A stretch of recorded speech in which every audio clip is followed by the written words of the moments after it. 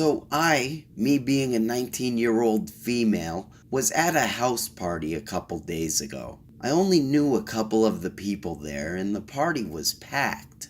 I hung around with my two friends there for a while having some drinks. After a while, my friends went into this room that everyone was hotboxing.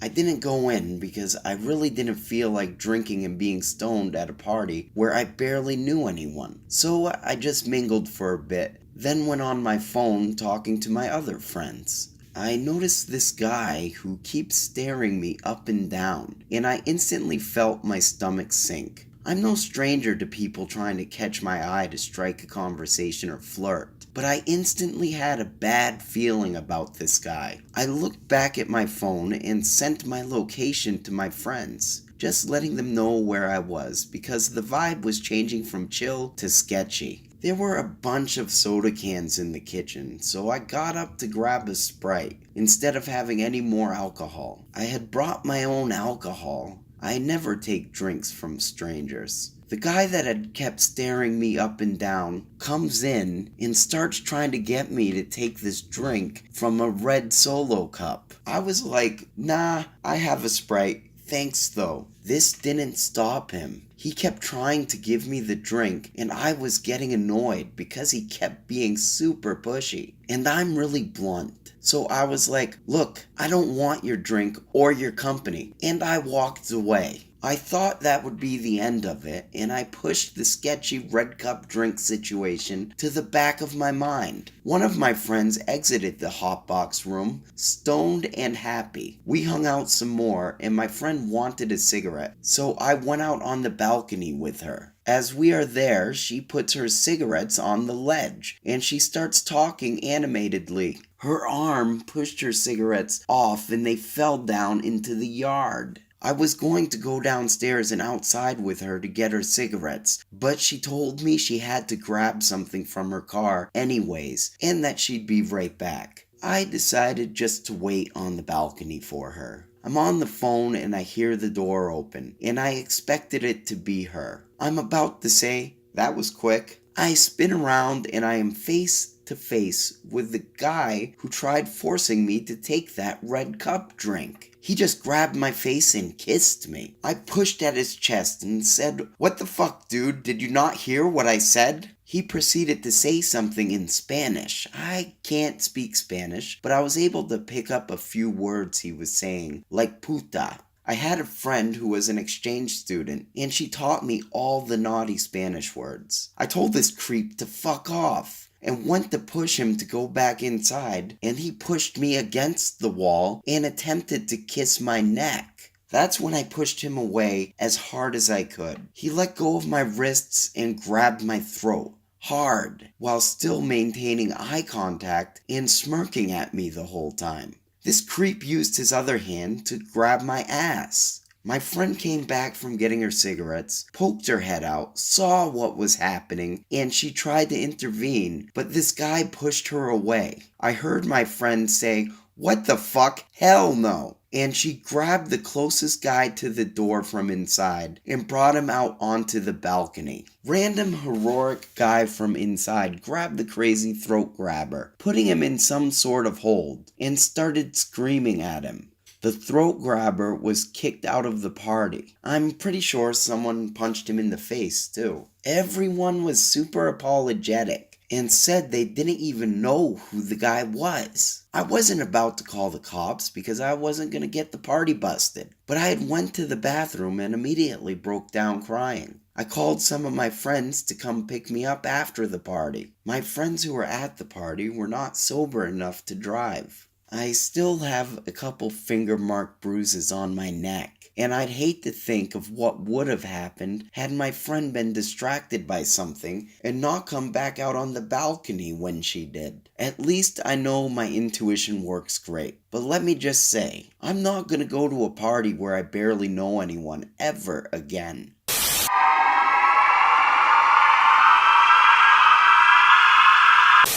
Our story takes place not long ago, on Monday of this week.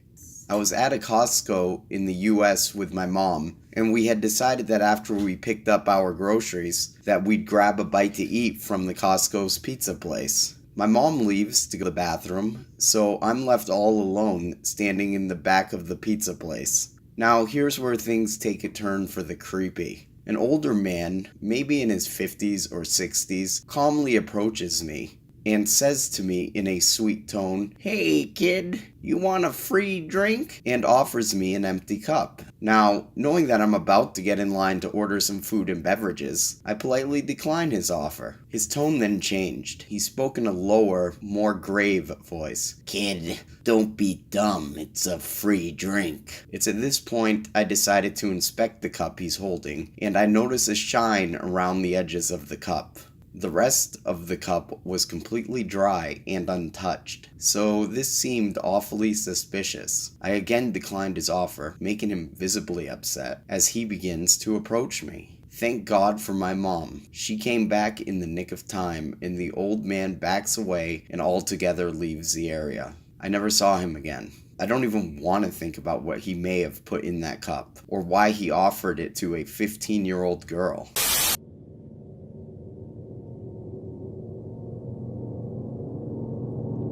This happened to me a few years ago when I was only 17. Creepy and hilarious in the same story. It was late one Thursday night, well after midnight. I was finishing an assignment for school. I was flipping between my assignment and chatting with some friends on MSN Messenger. Oh, those were the days. And I heard someone outside talking to our dogs like he knew them. We had a border collie and a cattle dog. Both were super protective. I thought to myself, who would be coming into my house at 12 o'clock? The penny dropped. I quickly sent off a message to my friend I was instant messaging saying, I think someone's trying to get into my house. Now, I live in a small town, and the house that this happened in was at the very top of a ridiculously steep hill. We never get foot traffic because of how awfully steep the hill was to walk up. We never locked our back door, and in the summer we left it open to catch a breeze. It was summer. The door was open. Plus, with our 2 dogs, no one was ever game to try to get in anyway. So, I've just sent the message off, and I hear the familiar creak of the gate swinging open, and then the click of it shutting, and footsteps walking through the laundry. My blood runs cold. I'm stuck in my chair trying to figure out what I'm about to meet. The footsteps get closer and this very large man slumps against the door frame. I think he's drunk. I wasn't sure though. "Who the hell are you?" I blurted out to him. He starts using the furniture to walk closer to me as he is very unsteady. How the hell he got up the hill, up the concrete stairs, and to this point is beyond me. "What the hell are you doing in my house?" I asked, trying not to panic. Thankfully, the furniture ends before he can get to me. He walks backwards and sits down on the couch. The large man mumbles to me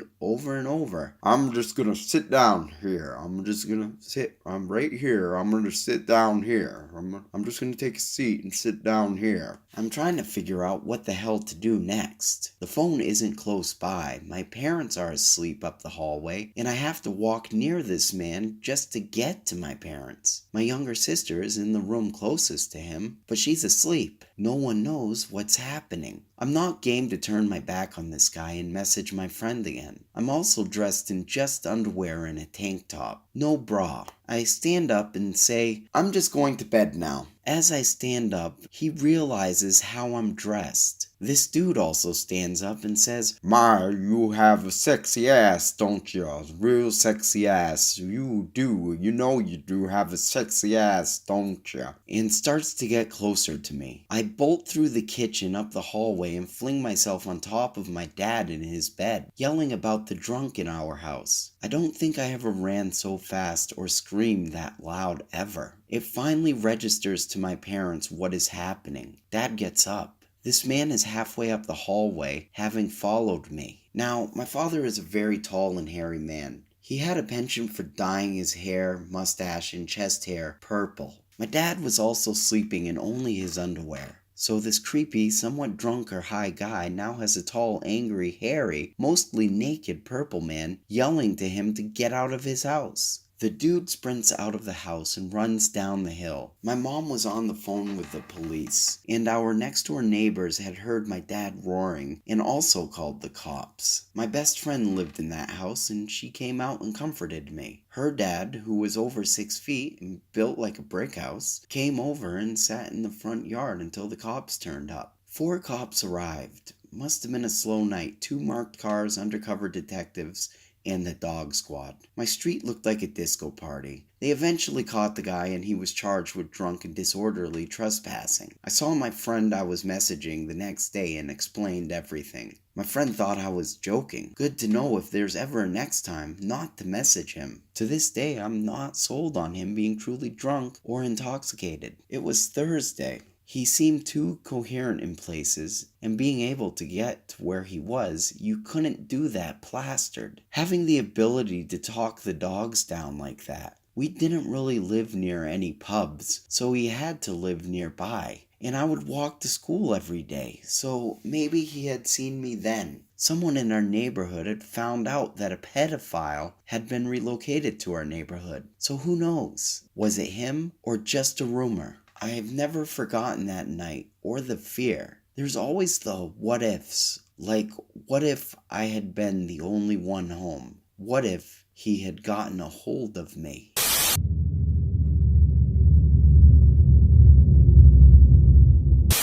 A few weeks ago, I cuddled up with my 3 kiddos watching Merlin during the mid-morning. It was a weekday, so my significant other was at work, and we all had some gnarly colds. We always keep our door locked since we had many instances of neighbor kids just walking into our house. Usually it's just little kids who don't know any better. But we've had a few times where it's been a kid chasing one of mine trying to fight them. This has made our dog really territorial about anyone coming in, so we lock the door for everyone's safety. This particular day, my significant other forgot to lock the door when he had left. So we're all cuddled up in my bedroom, I'm nursing my baby, and suddenly my dog loses his shit. Which is normal. We had maintenance guys in and out of the apartment across the way, and my dog had spent several days barking at them until I could calm him. This time, though, he ran back into my room, clearly panicked by whatever he was hearing. So I get up to go check and see so I can calm him down. My dog won't stop barking unless I check it out first. I step over the baby gate in my bedroom doorway and look down the hallway to see a guy I don't know standing there. I quickly shut my bedroom door behind me, thinking it was a maintenance guy who had let himself into the wrong house.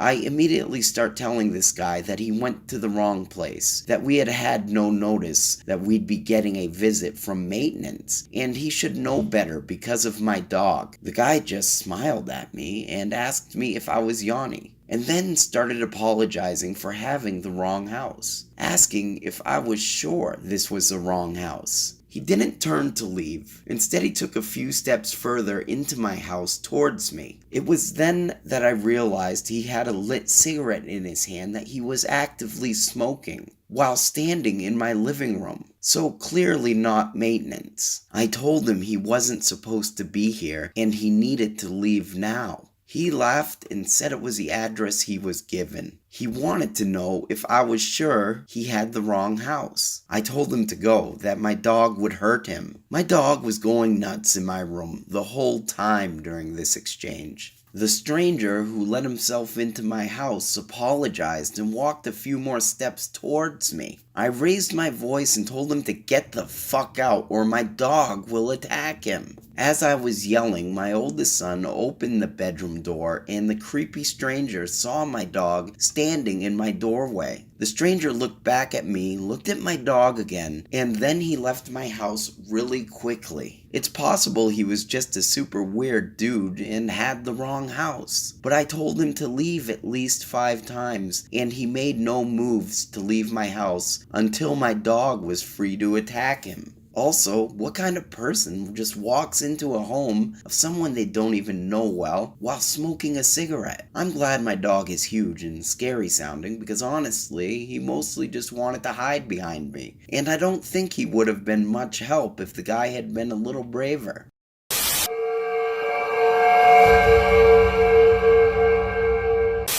This story starts around 7 years ago when I was a senior in high school. I joined the cross country team that year and really loved the experience, along with the team camaraderie. The boys and girls trained together in A and B groups. The A group was mostly all boys, and me. I didn't mind this. Being in the A group definitely pushed me to be a better runner, but it was really difficult to try to keep up with the boys in my group. Being in Group A, I grew close to a lot of the guys, and they all knew I had a boyfriend. One guy, Joe, was really funny, and we got along great. We'd sit next to each other on the bus rides to our meets, and we'd text each other a lot, but I thought we were just friends. After cross country ended, the boys convinced me to do indoor track, and this is where Joe got weird. In January, my relationship with my boyfriend ended. It was whatever. A high school relationship ending is not the end of the world. But Joe started acting strangely towards me. He'd get really mad if I didn't text him right back. I went to a house party and drank, and he sent me this long text about how he was disappointed in me and how he thought I was better than that. Our friendship started to get emotionally abusive.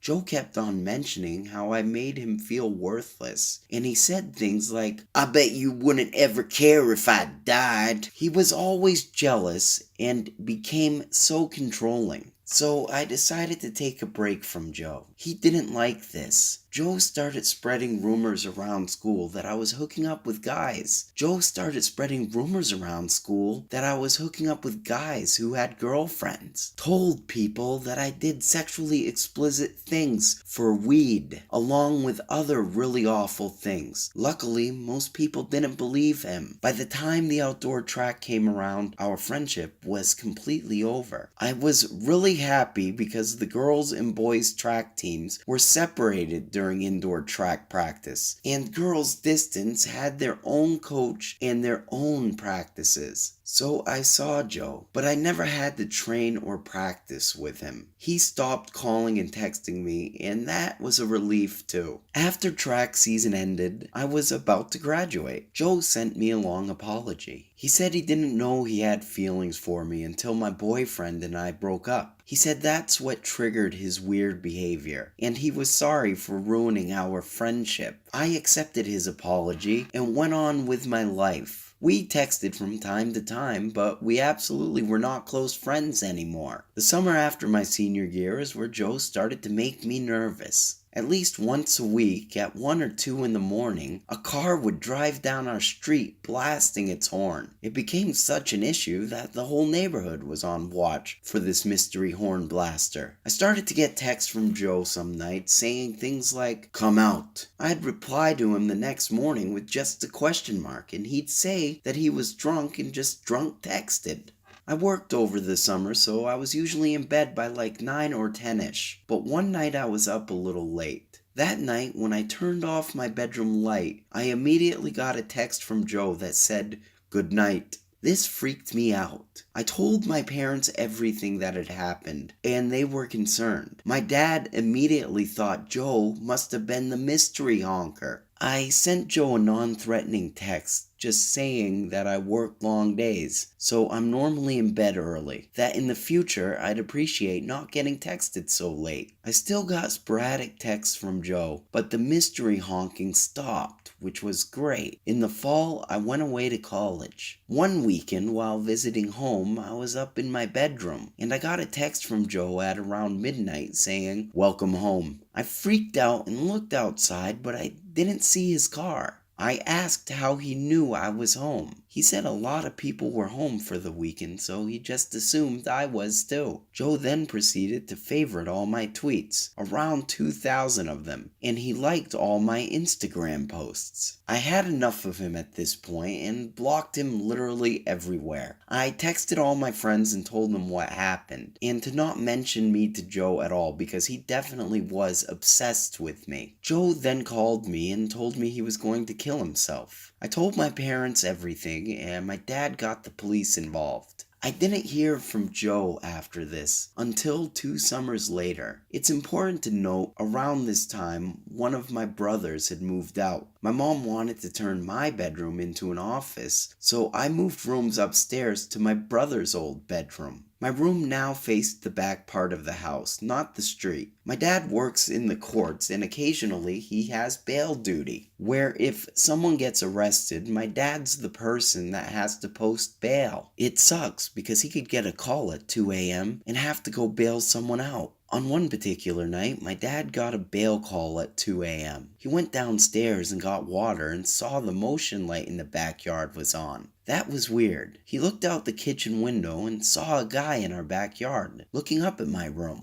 My dad ran outside and the guy jumped the fence. The police came and took statements, but it was in the middle of the night and my dad was pretty tired. It could have been Joe, but the police couldn't prove it. The next few months I felt on edge. I felt really unsafe in my own house. How did Joe know I moved rooms? How long would he watch me for? It was nauseating. My parents saw the toll this was taking on me physically and emotionally. I was snapping at them over small things. My hair was falling out. I was losing weight. One day at breakfast, my dad walked into the kitchen and said, "I'm handling the Joe situation today. Joe won't bother you anymore." After that, the incident stopped. A few years later, I ran into Joe at a party. When he saw me, he turned white and left the party. I have absolutely no clue what my dad did.